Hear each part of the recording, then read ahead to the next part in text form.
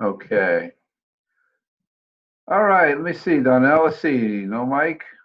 Let me unmute. Can you hear me? If I there's a chat box there somewhere, I believe. Donnell. Let me just see here for a second.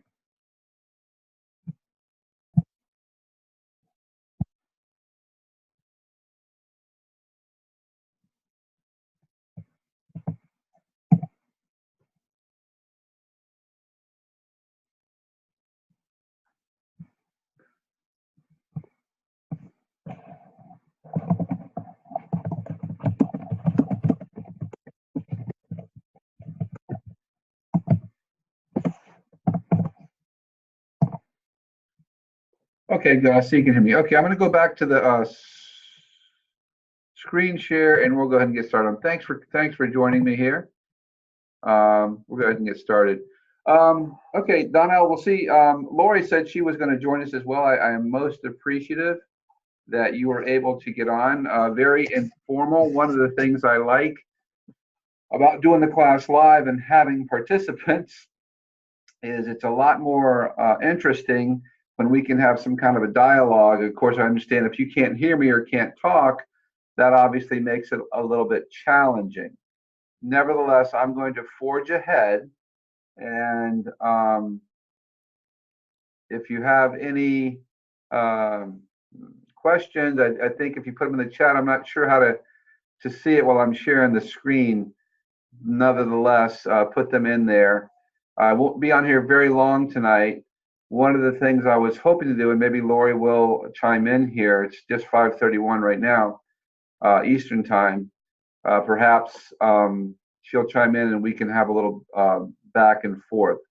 But there's a lot to cover in a course like this. We span the entire life. We started out, as you recall, in week one talking about conception. Hi there. Is that Lori? Yeah, Lori. Can you hear me, Lori? I hear you. Okay, good. Okay, good. Yeah, Donnell McKenzie's on with us too, but her mic is not working and her sound's not working, so she'll end up having to watch the recording too, I guess. But I was just getting started. Thanks for joining us. Talking about the enormous amount of material that we cover in a course like this. It's kind of hard to imagine even now, looking back only less than a month ago, I guess.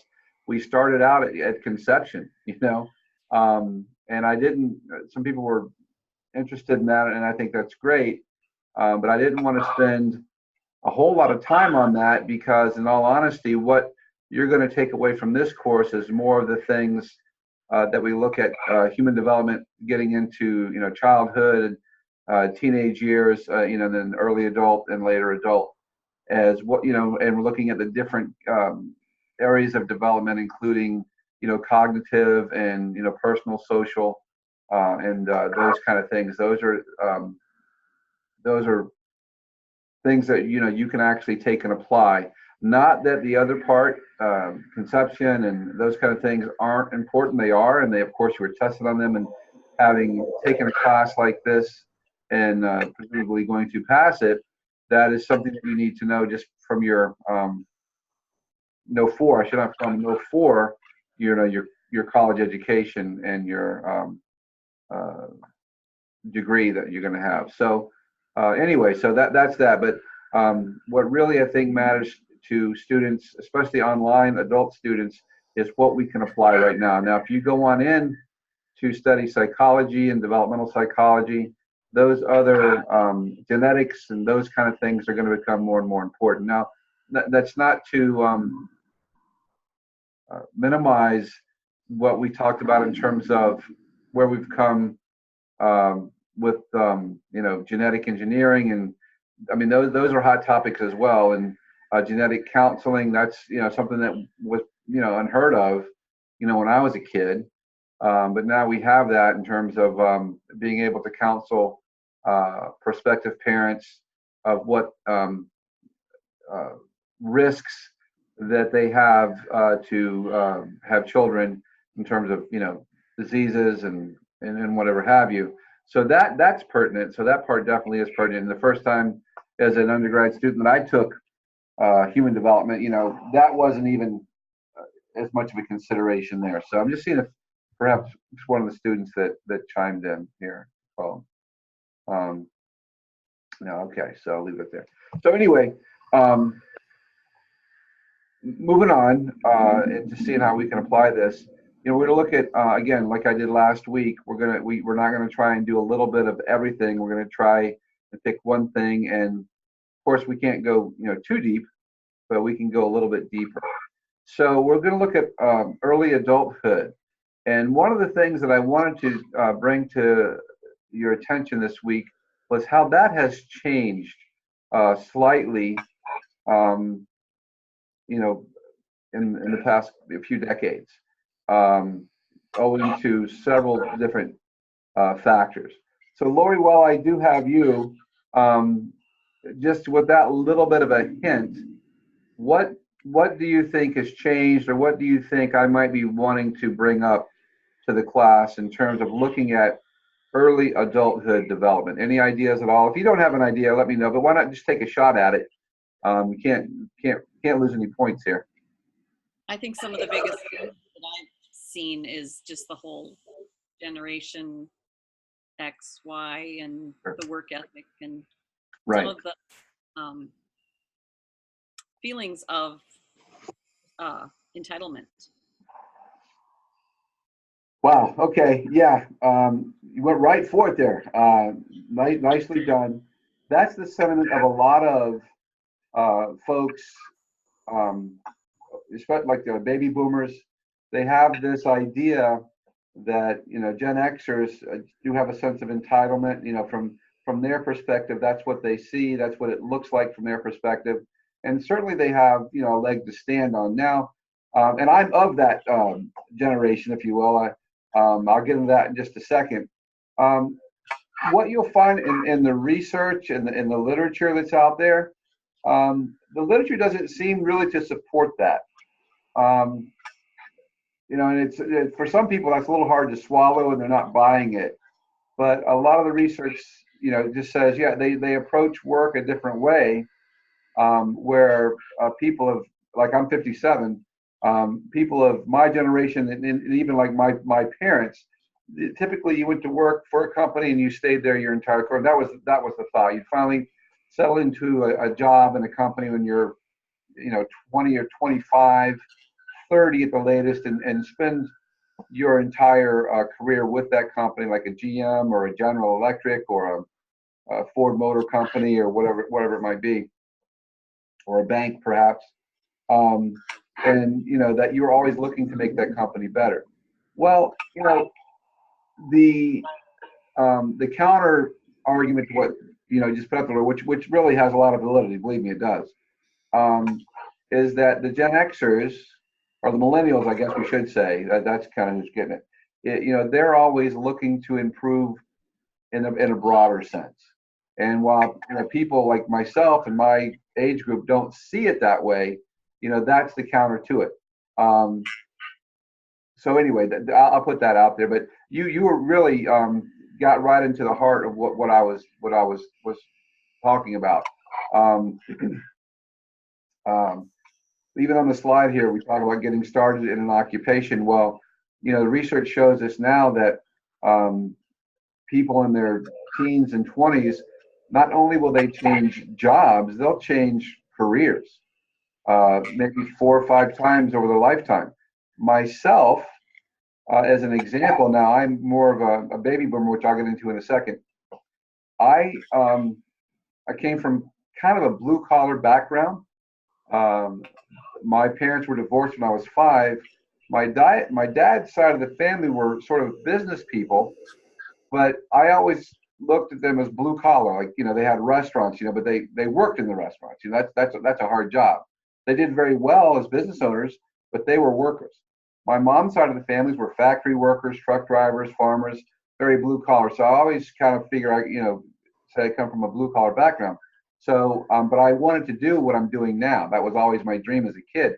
But I started off working in a grocery store. I actually worked for a trucking company called Yellow Freight, which at the time was was still a good company, but a strong company. And so, I mean, I was a tractor trailer driver. And now people say, you what? Then I went back to school in my 30s and finished up. So, I mean, that's a complete change of careers. That wasn't like I went from a teacher to a counselor, or a counselor to a teacher, a professor to a therapist. You know, that's kind of in the same area. So what we're going to see now, all the experts will tell us, is the kids that are 19, 20, 25, that they're going to change from, you know, perhaps computer programmer to business person to perhaps having a dog sitting business or whatever have you, that they're going to change. And one of the other things that adds to that, Lori and Donnell, is, and I see this all the time in the education field, the job that that the 19-year-olds and 20-year-olds, the job that they're going to settle into when they're 30 does not even exist today. You know, there's a lot of research out there that says people in many fields, let's take, for instance, computer programming or computer science, what those kids learn, the traditional students, what they learn as freshmen will be obsolete by the time they're seniors. Another example that hits home for me is people that study neurology, like neurologists and neuropsychologists studying the brain. You know, whatever they know now, even those in the profession, whatever they know in 5 years, much of that, not everything necessarily, but much of that will be obsolete, and they'll have to sort of rewrite all those textbooks. So, yeah, but you're right, because I did want to look at this because things are changing for a lot of reasons. Any feedback, Lori, on what I said? I just think it's going to have to be moving at a much quicker pace, because our world moves at a much quicker pace than it did when you and I were growing up. Sure. Yeah, and again, I network with many people. Obviously, mostly people my age. You know, it's like I say, in the 50s, and you know, there's a sort of you know, with respect to everyone else in the class who may be of the Gen X or millennial, if you will. You know, there's a certain, you know, they're looked at as, I mean, there's no question about it. There's no reason to lie about it. It's not a secret. People who are of my generation kind of look down on the millennials and do think that they're, you know, lazy and they don't have any ambition, and they're always, you know, what can the company do for me rather than what can I do for the company? Again, there's no doubt. I'm not saying that I do that necessarily. I'm not saying I haven't done it either. let's be real. But there's no secret, I think, that generally most people that's how they look at things. And again, that may or may not pan out. I'm sure every generation looks at another generation kind of oddly. I'm quite sure millennials look at people in my generation and, you know, think we're just over the hill, and, you know, I don't have an Instagram account, so I'm like a dinosaur, right? So there's a give and take there. The other thing, Lori and Donnell, that I was thinking about, in addition to what Lori hit on the head, was let me take a step back for a second, or 2 steps back actually. In terms of generations, okay, let me point out something that it's a little bit beyond the course, but it's what you get when you tune in here and live or watch the recording. Essentially, for many years, we didn't have this generation X and millennials and generation Y and all those things. It kind of started coincidentally. We had the baby boomer generation. That was the only generation that there sort of was. Before that, there was, you know, we didn't have this people born in the 30s or back in the 1890s or whatever the case may be. But we had this phenomenon, which is actually going to lead into something I was going to talk about, so it's not that far afield. This phenomenon after World War II, especially in the United States, we went, the 20s were the roaring 20s. Everybody was happy. There was plenty of money. There was everything going on. Then the big depression hit. We had the depression through much of the 30s, at least the early part of the 30s. Then we had World War II. And all of the men, so many men went off to war, leaving women here from around 1941 to 45, there was nobody to date, nobody to marry. They were very lonely. This is well documented, if you will. I'm kind of taking a little license there, but it is documented. So when the men came back in 45 and 46 from the war, there was this, we had won the war. America was happy as could be. The self-esteem of the country couldn't have been any higher. Money was good. We lived through the Depression, if you will, those people who were in the war. Now we had prosperity, and men came back and they were getting married, and they were actually, that's one of the times that we first started seeing adult education, because they came back from the war and went back to college. We had the GI Bill, so they could go to college, they could take some classes, but many went to work also. So the point is this: they got married. We moved to the suburbs. That was the first time we had the suburb thing going on, and they started having a bunch of babies. So because there was no birth control, for one, and they were happy and they hadn't had any companionship, so they started making a lot of babies between 1946 and about 1953. That is the baby boomer generation. That was the original baby boomer. When you look at like demographics of population, you'll see like a big jump in those 7 or 8 years, and then it kind of goes down. And we always call those the baby boomers, and that was your target market for marketing. That was the group of people who influenced politics in America, who influenced marketing in America, because they had the biggest demographic. When we started having all these other, everyone's got to be in a generation X, Y, millennials, whatever the case is, they expanded that baby boomer generation all the way to 1965, which would include me. I was born in 1960. But it really is not the same kind of thing. Again, the baby boomers were those kids born, from 46 to 53. So, they sort of came of age in the 1960s. So, those were sort of the hippies. I was still like, 5, 6, 7, 8, 9 years old in the 1960s, and people born in 1960. But say people born around 1950, they were 10 and 19, so they had their teenage years. So anyway, so I say that to lead in a couple other things. All right.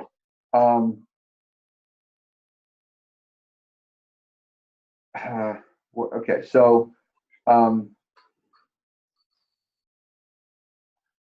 looking. Okay. So let me sort of dovetail this in here. How can I bring this in? Right. So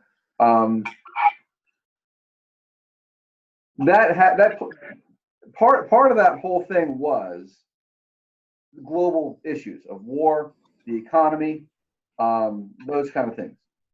Then one issue that we're having now, when we look at people in their 20s, that we're seeing that we hadn't seen since like the Depression, is this: kids, I say kids, in their 20s, they're staying home. Many times, they can't afford to buy a house. So that sort of impacts in a similar way that we had the baby boomers, these kids now, because of several things.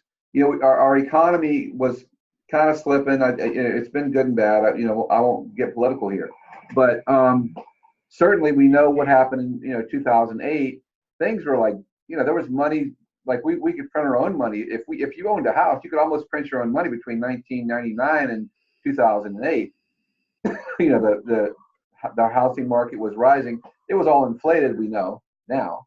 But in 2008, things went south. So a lot of kids, a lot of people lost their homes. They had to move back in with their parents. And since then, a lot of kids have not been able to move out. They just can't afford it. And in addition to which, with housing costing so much, and education costing so much more than it does now, than it used to, costs more now than it used to, and not being able to find, gainful employment. That's, again, it's not political. Just looking at the demographics, you can see that, again, I say kids, they're not flying the coop. For example, I left home the first time when I was 20. I rented an apartment with a roommate, but it was no big deal. We rented a house. I came back home to help my parents out for about 3 years. And my dad there were some health issues there. So then, then at like at 23, yeah, I wouldn't quite on 3 years. Then I bought a place at 23 years old. You know, you just don't see kids buying, not a lot, some, but not many at 23 buying a place they're renting. So that also impacts this whole thing of I mean, granted, our development goes on, but that's something else that we've seen that, 50 years from now or 60 years from now, some professor will be talking about, that in a development class. Any thoughts on that? I guess I kind of have one of my own theories on, I mean, it's, yeah, the world has changed and things are a little bit different, but I think to being like a baby boomer or on that, I'm on the edge. I was born in 65. So I think my kids had more than I had when I was a kid. So I can't say that necessarily they have this feeling of entitlement, and they can spend more than they have and all that kind of things. I think because of what we have encouraged, honestly. Right. So, tell me a little bit more about that. I want to make sure I'm understanding it. Go ahead, please. If you don't mind. I just feel like I think kids have more now. They didn't. I mean, I think when I was a kid, or when you were a kid, probably, or when my husband was a kid. I mean, we were all. You worked on the family farm. You didn't do anything unless you had chores. You didn't buy anything unless you had money for those things. Right. Where now, there's all the things that the kids have opportunities to do. So parents are forking over money because you want your kids to be able to do these things. You want to be able to have the designer jeans that didn't exist when I was a kid, and some of those things that they have more than we had. And so that, I think that's one of the reasons they feel more entitled. I don't think it's as much their fault as it probably is ours.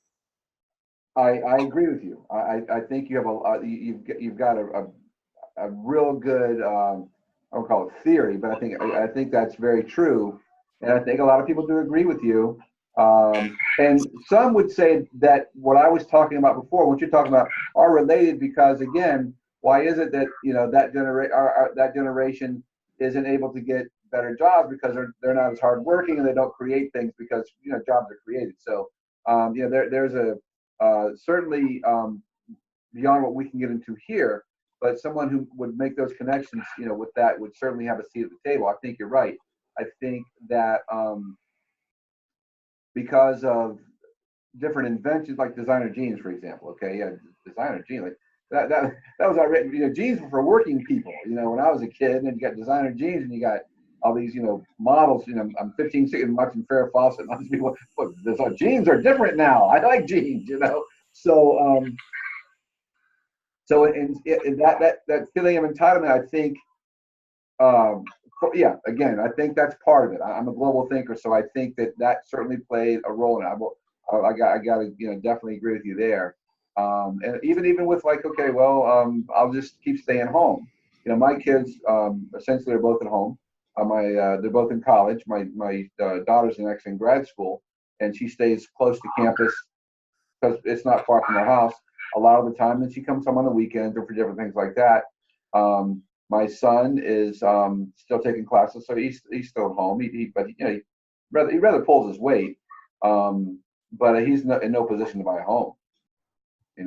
So and that's the case with a lot of kids his age. Well, I think Donnell. I'm sorry? He said, I think Donnell had a good point here. She chimed in and she said, I'm 35, never owned my own home. But other people I know younger than me are homeowners. Credit card and loans also make it easier for people that have access to that than they ever did before. And that's true. I mean, I think there's just, the money is easily accessible, whether it's loans or credit cards or what it is. And I did want to touch on it as well, Lori and Donnell. That's the other thing that, certainly my parents didn't have until, they were 40 or 50 or whatever have you. There wasn't, I remember as a kid when Visa and MasterCard came out. I guess before that there was a Diners Club, but all of a sudden I remember these advertisements for this thing called Visa and MasterCard. You know, before that there was like maybe a store card or a gas card. But this idea of credit, um, in a lot of ways has, I think it's hurt the economy at least in some ways. The economists will say, yeah, because of, I'm no economist and I'm no finance guy, and I understand that there is a discipline and a science to financing businesses and things like that. However, psychologically, again, this idea of entitlement, like, oh, it doesn't hurt at all to swipe this card, where if you think about it, before that, like I couldn't, buy the car until I saved up enough money to pay for the car. When I was growing up, I've talked to the next generation up from me, my family and others as well. You wouldn't have dreamed of financing a car for 4 years. It was either 2 years or 3 years. And you didn't even really want to do that. You wanted to pay cash for the car, or have a big down payment, and then you kept the car for 10 years. And I think give them a better incentive to work, because you had to have that money saved up in order to do it. It wasn't just all put on credit. Right. I don't know if you, I'll share. I came across, I'd heard of him for years. His name is Dave Ramsey. And when I always hear about, his name is Dave Ramsey, I always think of that Chef Ramsey. That's not him. Anyway, Dave Ramsey is a financial guy, and he has a YouTube channel, and he's actually pretty famous. And I didn't care much for him. I saw a little bit of him, but probably a couple of years ago, I was doing some like a lit review and looking for some YouTube things, and I came across him, and I ended up watching it, and I really like him. And that's kind of his philosophy. Like he doesn't have any credit cards. He just bought like a $9 million home cash. He went through bankruptcy at one point, but he talks about, and that's what his whole thing. Like people, America's leveraged out there too much. He believes in like no credit cards. That'd be kind of hard for a lot of people to do, but he believes in paying them down every month or two. If you got to make a big purchase, okay, go ahead and use the card, and then don't make the minimum payments. Just pay as much as you can. But yes, but psychologically that does do something when you actually have to. And again, this is research. This isn't just my opinion. A part of emotional intelligence is being able to delay gratification. That's a big part of emotional intelligence. I'm sure you've heard the marshmallow experiment where they brought these kids in. Oh, hang on a second. I'm sorry. It's loud. I need shame.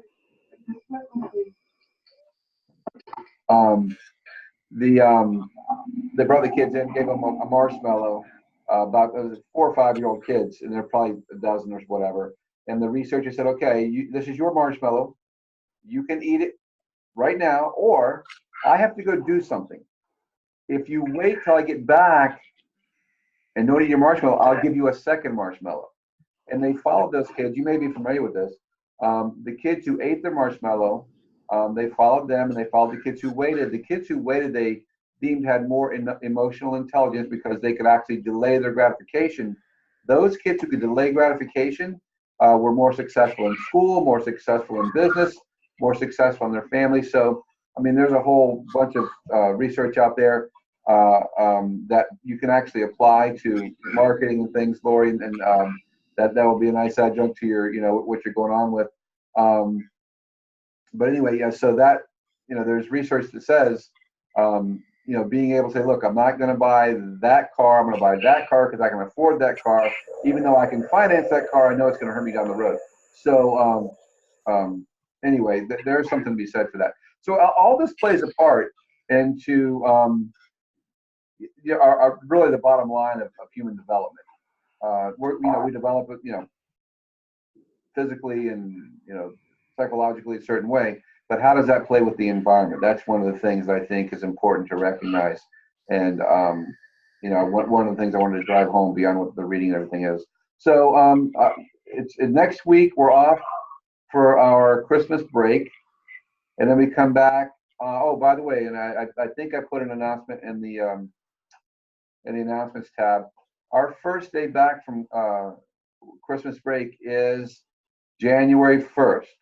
Okay, that is. Let me see this 1 second. Oh, wait, here we go. Oh, I see, in the chat there. Okay. Donnell, I see. Oh, that's what I'm just reading the chat right now. Okay, good. Okay, you got the email from the CCC about having a good break. Thank you, Donnell, for chiming in on the chat. I appreciate that. Yeah, so but here's the thing. Our first day back is January 1st. I don't think you'll have access to the course for week 5 during the break. That's starting next week, next Monday, Christmas Day. But after a break like this, anytime there's a break, when you log in on the first day back, you get extra credit. I don't know how many points it is, but when you log in, I'll go through and see who posted a comment, in our discussion, or even maybe turn in an assignment, whatever. If you log in on that first day, then I go in the grade book, and there's a place in the grade book for extra credit, and I log with extra credit in there, regardless of anything else. So we want to make sure we get you back and everything like that. So I know it is a holiday, and Dean Croker said, I know it's a holiday, but since this is online, just log in your pajamas while you're having a cup of coffee or a cup of tea at some point during the day and respond to one of the discussion questions, and you'll get your extra credit. So you still have the whole week, but it might as well log in on January 1st. So with that, do you have any questions or concerns for me before we log out of here? Anybody?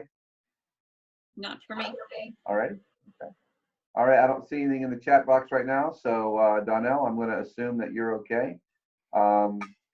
It's always great speaking with you. I do like the dialogue. I do like to kind of go off on a tangent and not just do the sort of the PowerPoint slides that are on there. You can certainly read those yourself. And if you have any questions, you can shoot me a question in the message tab. And Laura, I think I just responded to one of your messages, which is fine. We're good. We're in good shape here. Kind of been an ugly week. I'm sorry. Yeah, I know how it goes, but yeah, keep the faith. Keep plugging along, and you'll get through it. Okay.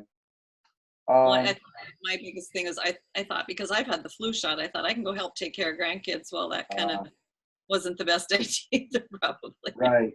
Yeah. But oh well. Yeah. Well. Yeah. Sometimes you can't win for losing with us. One way or the other. Who knows? So. All right. Let me just have a quick word of prayer, and I'll close down here. All right. Father in heaven, thank you so much for this opportunity to have this dialogue with Donnell and with Lori. And I pray for those who are maybe going to be listening to this on the recording and those in the class. I pray for them in a special way that you will guide them, protect them. Pray for Lori's family, especially as they're suffering some sicknesses there. As you know, Father, I just pray you'll touch them with your healing hand and guide them forward. And guide us all forward, Father, and protect us. And I pray for the families of the students as well. I pray for my family. I pray for Nina, Charlie, and Cecilia, that you will watch them and protect them. Father, we just praise you and thank you for all the blessings you give us. We pray this in Jesus' name. Amen. All right. Thank you both. I will see you in the course room. Merry Christmas to you. Merry Christmas. Merry Christmas. I've got a chat here. Let me see. Before we go. Amen. Okay, there we go. Amen. All right. Merry Christmas.